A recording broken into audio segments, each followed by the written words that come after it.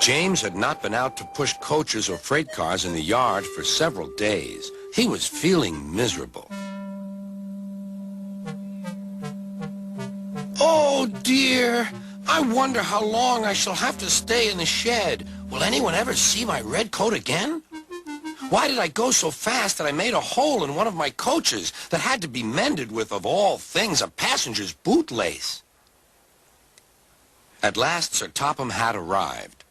I know you're sorry, James, and I know, too, that you want to be a useful engine. People are laughing at my railway, and I do not like that at all. I will try hard to do my best, said James. That's a good engine. There's nothing like determination. I want you to pull some freight cars for me.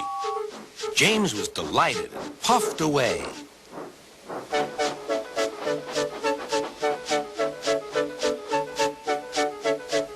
Here's your freight train, James, said Thomas. Have you got some bootlaces ready? And he ran off laughing. Oh, no, said the freight cars. We want a proper engine, not a red monster. James took no notice and started as soon as the conductor was ready. Come along, he puffed. We won't, screamed the freight cars. But James didn't care, and he pulled the screeching cars sternly out of the station.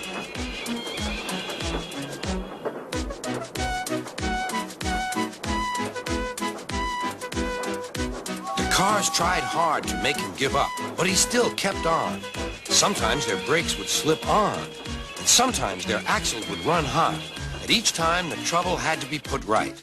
And each time James would start again, determined not to let them beat him. Give up, you can't pull us, you can't, called the cars. I can and I will, puffed James.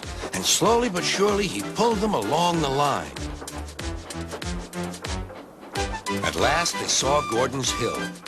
Look out for trouble, James, warned his driver. We'll go fast and get them up before they know it. Don't let them stop you. So James went faster. Soon they were halfway up. I'm doing it, he panted. Will the top never come? Then, with a sudden jerk, it all came easier. I've done it! Hooray! It's easy now! But his driver shut off steam. They've done it again. We've left our tail behind. Look! The last cars were running backwards down the hill. The coupling had snapped. But the conductor stopped the cars and got out to warn approaching engines. That's why it was easy, said James, as he backed the other cars carefully down. What silly things freight cars are. There might have been an accident. Should I help you, James? Called Edward. No, thank you. I'll pull them myself. Good. Don't let them beat you. You're doing well, whistled Edward, as James slowly struggled up the hill. I can do it, he puffed. He pulled and puffed as hard as he could. I've done it, he panted.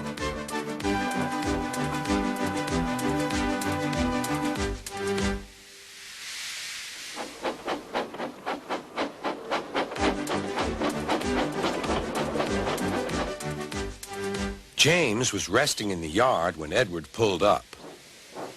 Beep, beep, he whistled. Then James saw Sir Topham Hatt. Oh, dear, what will he say? He asked himself. But Sir Topham Hatt was smiling. I was in Edward's train, and I saw everything. You've made the most troublesome train on the line behave.